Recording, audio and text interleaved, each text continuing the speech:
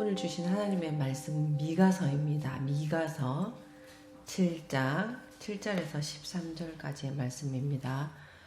구약 1297페이지에 있습니다.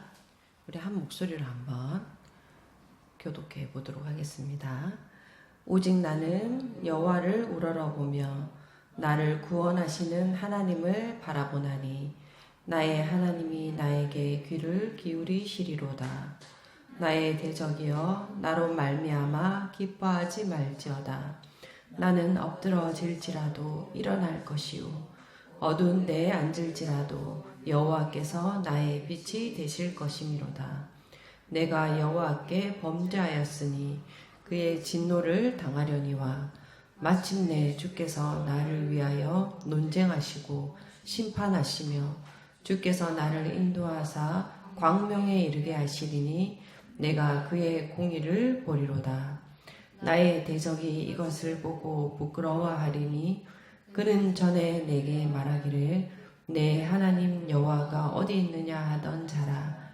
그가 거리에 진흙같이 밝히리니 그것을 내가 보리로다.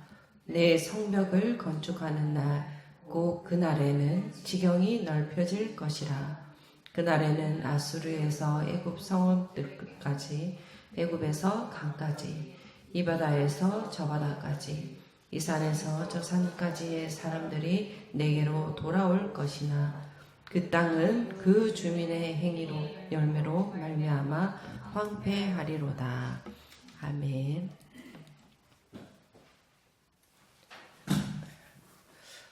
제가 요즘 토요일마다 교육받고 있는 공동체 재난 안전 강사 그 교육과정을 2달 동안 받고 있는데 거기 주 강의의 주체가 4.16 재단입니다.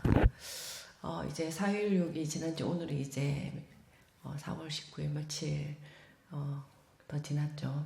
세월호 참사가 어느덧 12년이나 지났더라고요. 그런데 12년이 지났지만 아직도 그 원인이 세월호 특별법이 있더라도 밝혀지지 않았더라고요.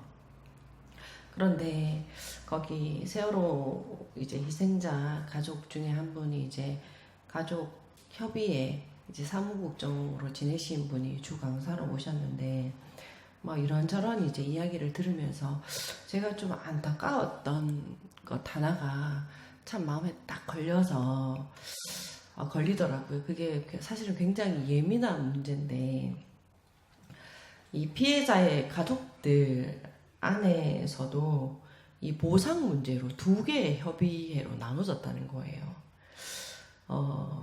250명의 희생자 중에서 그 당시에 너무 상황이 어렵다던지 아니면 그래 이렇게 보상을 끝내고 이걸 빨리 잊고 싶어서였는지는 그런 각각의 사정은 있었겠지만 이 정부의 보상안을 먼저 선택해서 보상을 받았던 150명의 피해자 가족 그리고 이제 그 당시에 난 보상은 필요 없다.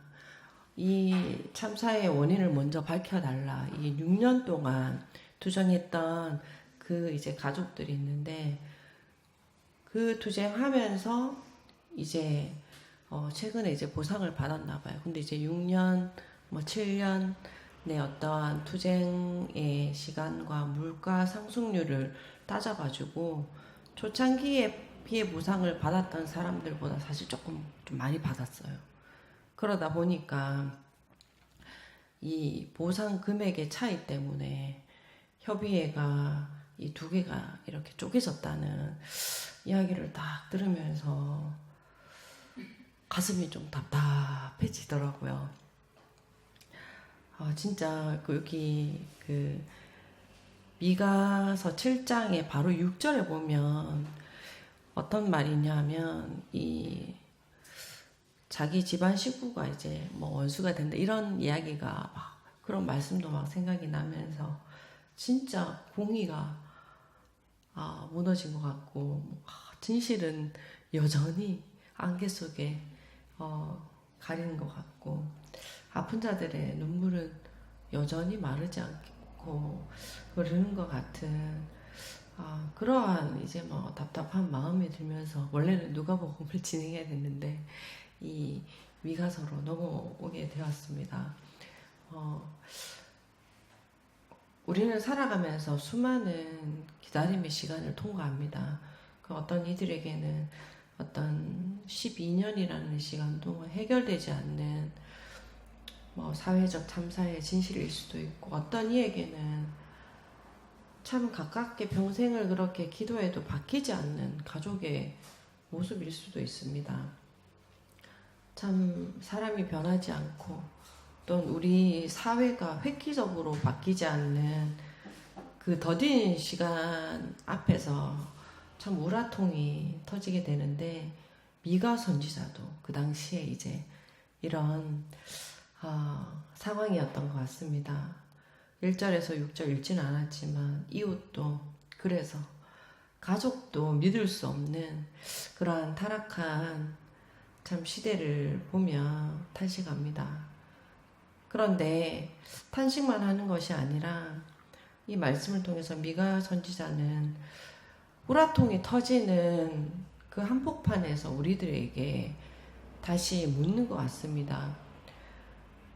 그러니까 당신은 지금 세상의 어떤 시간이 돌아가는 그러한 때를 바라보며 뭔가를 찾고 있냐, 아니면 하나님의 때를 보고 있냐, 이러한 질문을 우리들에게 던지는 것 같은데, 7절에서 오늘 미가가 이렇게 고백하죠. 오직 나는 여호와를 우러러보며 나를 구원하시는 하나님을 바라보나니 나의 하나님이 나에게 귀를 기울이신다 하였습니다.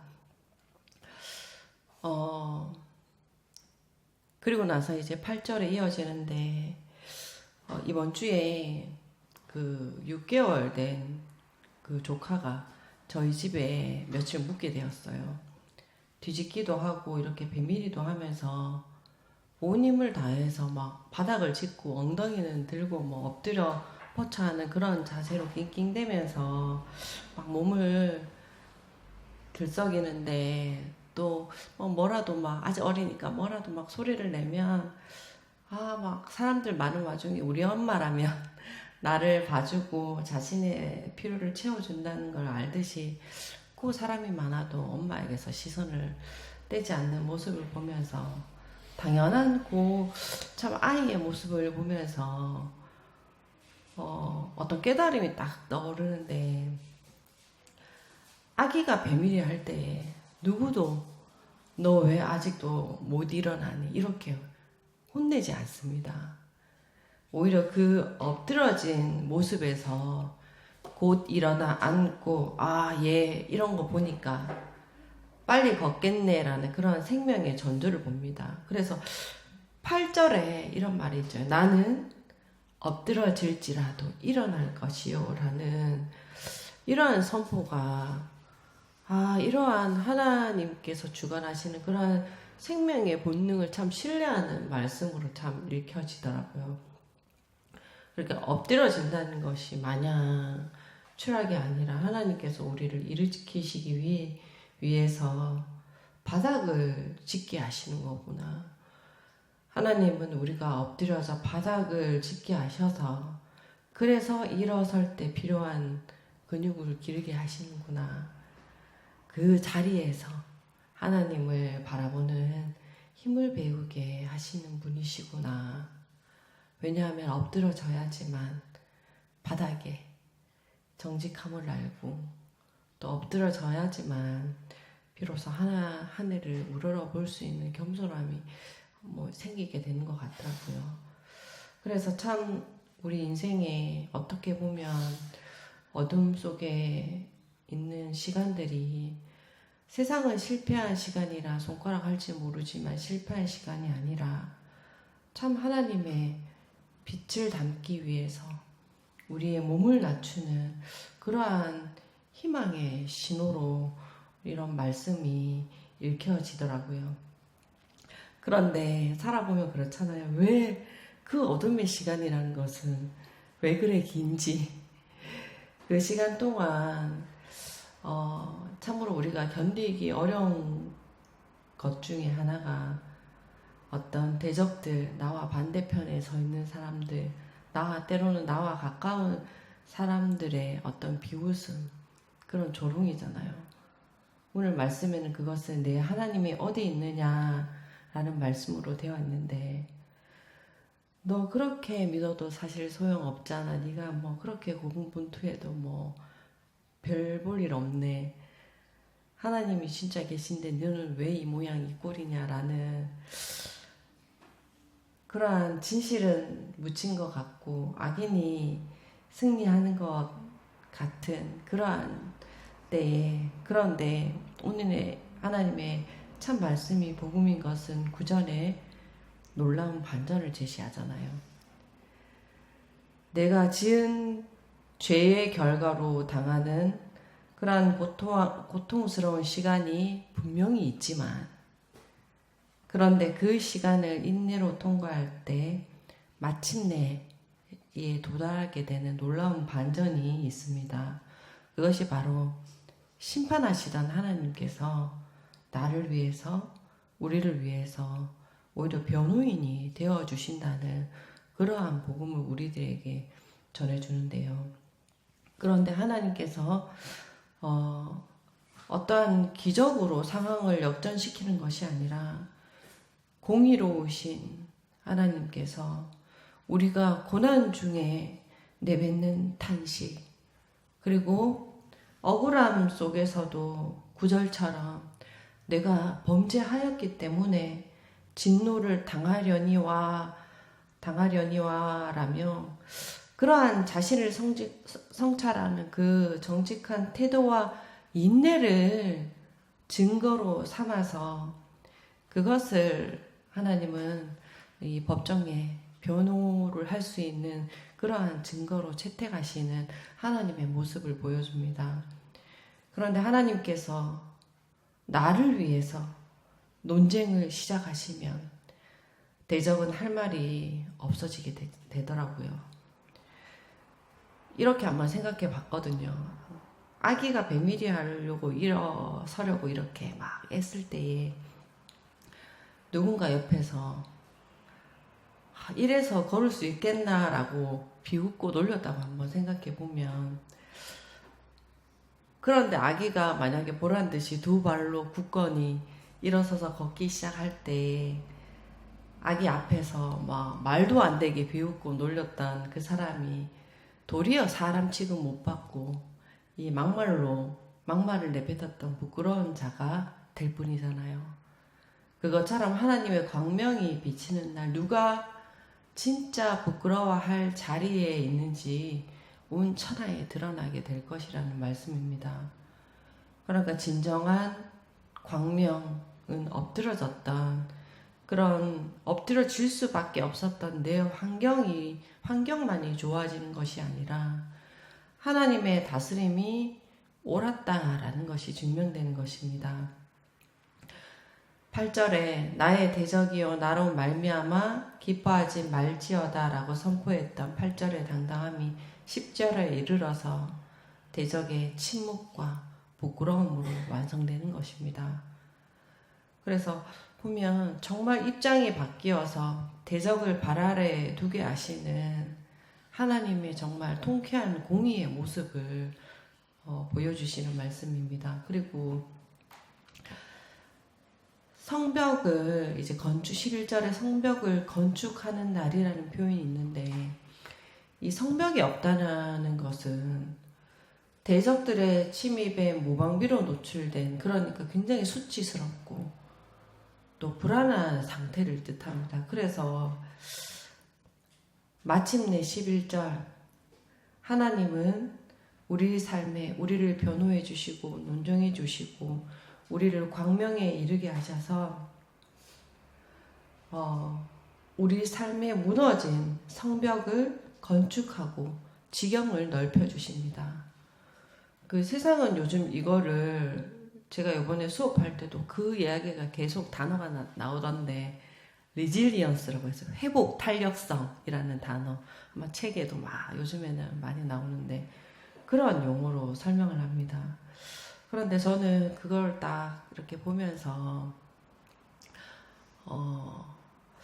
복음을 가진 사람들은 이것을 무엇으로 봐야 되는가라는 그런 생각을 조금 하게 되더라고요. 그래서 회복 탄력성이라는 것은 상처를 입기 전에 원래의 상태로 돌아가는 것이라면 어떤 복음의 이 회복 탄력성은 회복이라는 단어를 넘어서 이 변혁이라는 단어가 더 어울리겠다라는 생각이 들어서 이런 복음의 탄력성, 이 변혁 탄력성이라는 단어를 한번 써봤는데, 고난을 통과해서 본래 상태로 돌아가는 것이 아니라 이전 것은 지나갔으니 보라 새 것이 되었도다 했잖아요.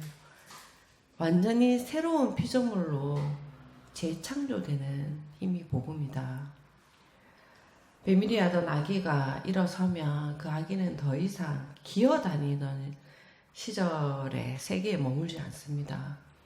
시야가 넓어지고 높아지고 방 안에서 거실로 마당으로 그뿐만이 아니라 이제는 자기가 가고 싶은 온 세계 곳곳으로 지경이 넓혀집니다. 그러니까 하나님의 공의를 체험한 사람은 이전에 좁은 자아에 갇혀 있지 않습니다.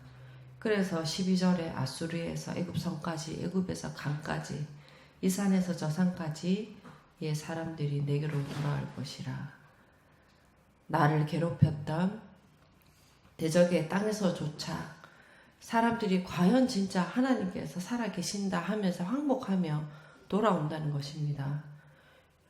진정한 승리라는 것은 뭔가 이렇게 사람을 다 이 사람은 적이다 해서 그 적을 다 죽이는 것이 아니라 적조차 하나님의 영광 앞에 무릎 꿇고 또 하나님의 백성이 되기를 갈망하면서 돌아오게 만드는 그것이 진정한 승리라는 것입니다. 그러니까 좁은 이스라엘 땅에 갇혀있던 신앙이 고난과 승리의 과정을 거치고 또 거쳐서 이제는 세상 곳곳에 하나님을 몰랐던 자들, 낙심한 자들을 불러 모으며 온 세상을 붓는 그런 거대한 하나님 나라의 비전이 확장됩니다. 그런데 마지막 13절에 하나님의 은혜 없이 살아가는 인간이 어디로 돌아가는지 엄중한 경고의 말씀을 하고 있는 것처럼 보입니다. 그 땅은 주민의 행위의 열매로 마지막에 황폐하리로다. 잘됐다고 하면 좋겠는데 이런 말씀으로 끝나잖아요. 나를 괴롭히던 그 대적의 땅이 그들의 행위의 열매로 황폐하여졌다면 나 역시 그들과 똑같은 악한 행위의 열매들을 맺는 순간 내가 서 있던 이 땅도 황폐해질 수 있다라는 그러한 경고의 엄중한 경고처럼 교훈됩니다.